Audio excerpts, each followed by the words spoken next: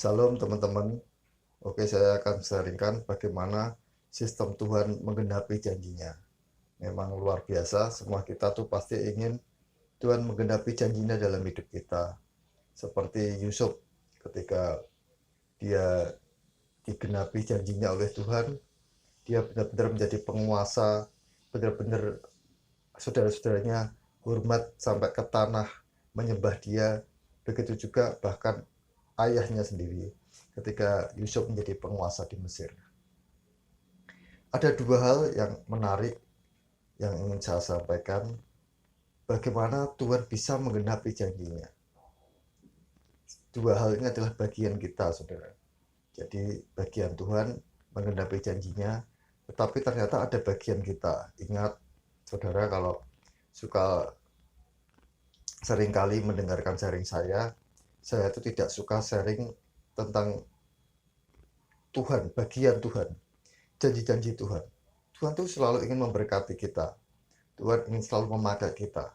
Bagian kita adalah bagaimana kita mencapai itu. Bagaimana kita bisa dipakai Tuhan. Bagaimana kita bisa dipercaya Tuhan berkat-berkatnya sehingga kita bisa dipakai untuk saluran berkat Tuhan. Kalau kita aja bicara saja tentang bagaimana bagian Tuhan, kemudian kita melupakan bagian kita, tidak melakukan bagian kita, kemudian protes, ya bagaimana? Karena kau tidak melakukan bagianmu. Ingat seperti yang saya sharingkan beberapa waktu yang lalu, kitab kita diberi nama kitab perjanjian. Perjanjian lama dan perjanjian baru. Di dalamnya ada kesepakatan. Bagian yang harus dilakukan Tuhan, juga ada bagian yang harus kita lakukan.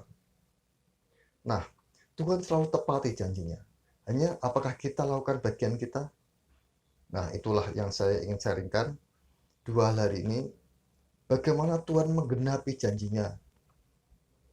Dan dalam hal ini saya ingin kita melakukan bagian kita, dua hal bagian kita. Yang pertama, saya ingin belajar dari Tamar. Tentu saja menarik ya, saudara, kalau kita baca tentang Kejadian 37, itu Tuhan bicara tentang kisah Yusuf.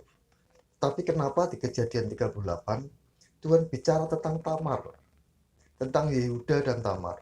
Seperti diselipkan, seolah-olah tidak nyambung. Tetapi ketika Tuhan ajarkan saya ini, ternyata ini nyambung. Oke, kita baca dulu.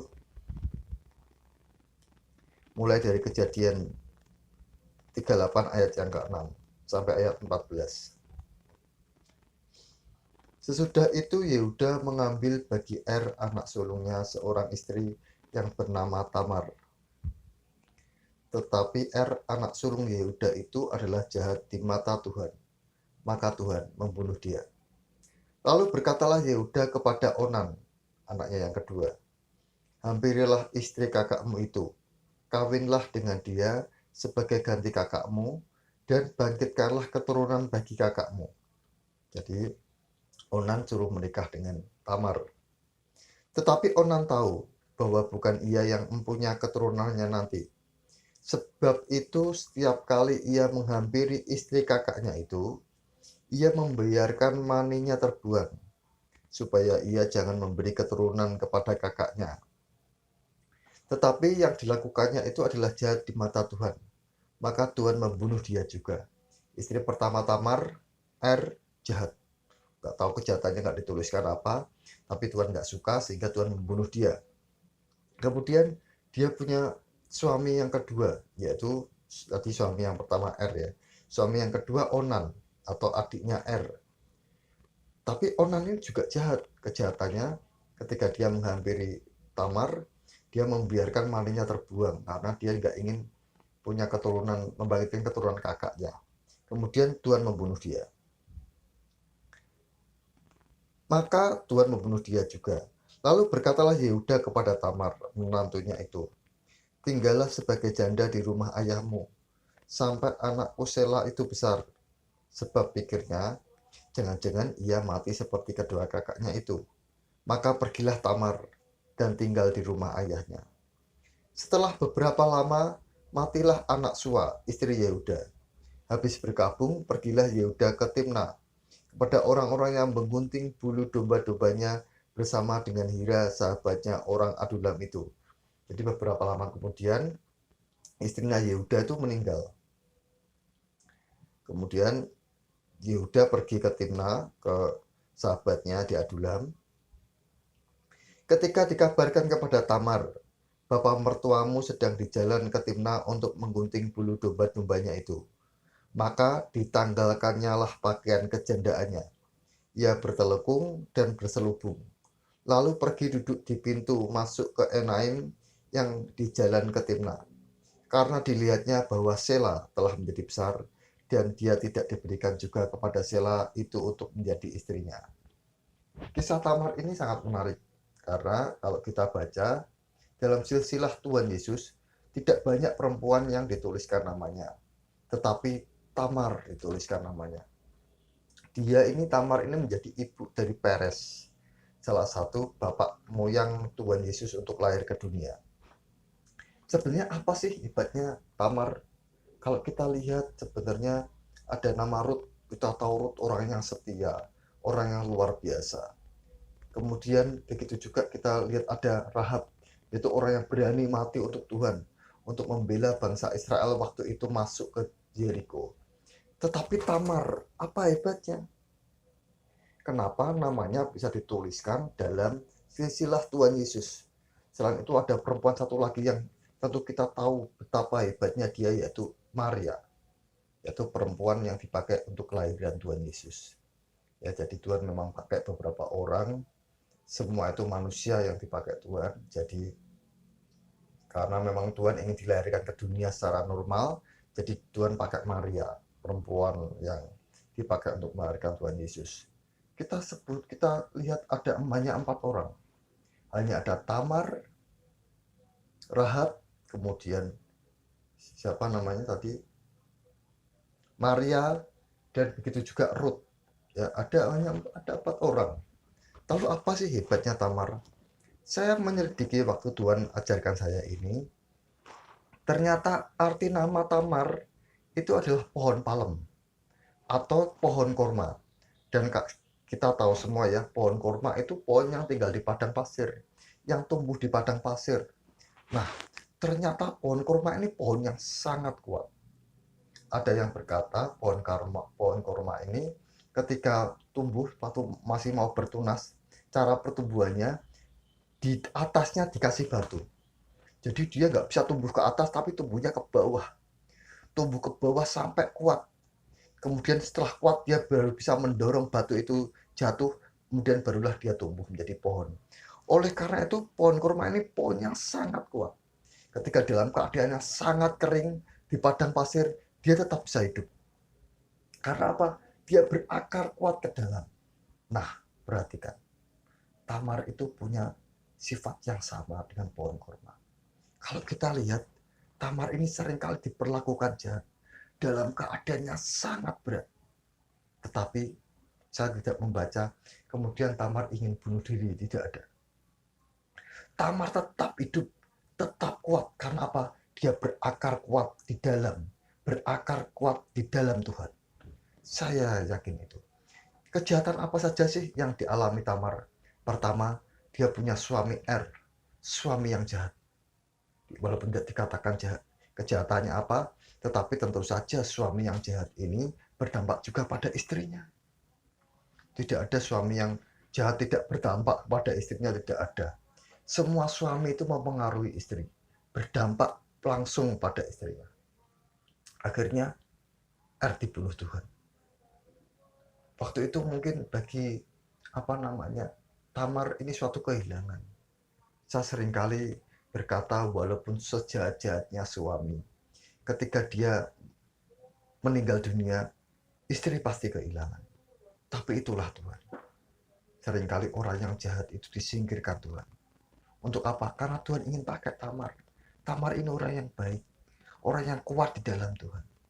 Maka seringkali saya ketika bertemu dengan orang, saya tahu orang ini menghalangi pekerjaan Tuhan.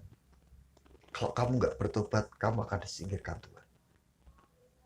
Nah, begitu juga yang dialami Tuhan ingin pakai Tamar, tapi tidak mau, jahat, maka disingkirkan Tuhan.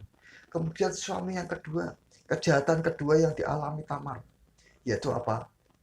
Onan. Coba bayangkan saudara, kalau saudara jadi perempuan, punya suami, ketika berhubungan, kemudian dia sengaja membuang maninya keluar, sengaja tidak ingin memberikan keturunan, pasti hatinya sangat terluka, hatinya sangat sedih, dia merasa tidak berharga. Itulah yang dialami Tamar. Kejahatan kedua, kejahatan secara seksual yang dialami Tamar ini sangat melukai hatinya.